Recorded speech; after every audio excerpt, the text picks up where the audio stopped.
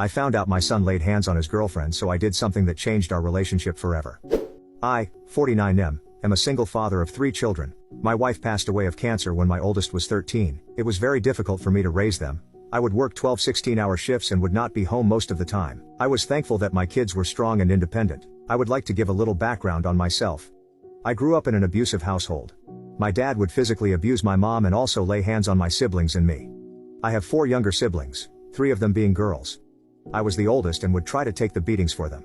When I was old enough and strong enough, I squared up against my father. I did so as many times as I needed to. I never let him put his hands on them.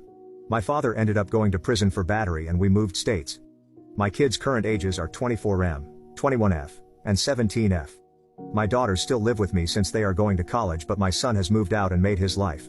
My son has gotten a girlfriend and I have met her. She is a sweet, loving, and soft-natured girl and I genuinely like her. She reminds me of my wife when she was younger. I invite my son and his girlfriend over for lunch and dinners quite often. They have now been dating for 3 years and she would sometimes come over and help my daughters out with college stuff, or just come over to hang out with them. I love her as family and have told her so. 4 weeks ago she came over and when I opened the door the first thing I saw was that she had a busted lip, and a black eye, and her eye seemed to be dyed in blood. I immediately took her in and helped her. My daughters were also alarmed when they saw her, and when we asked her what happened she told us that my son was the one who did it to her. I cried at hearing that and I hugged her and begged her for my forgiveness. She told us all about it and apologized for not telling us sooner. This wasn't the first time he had hit her.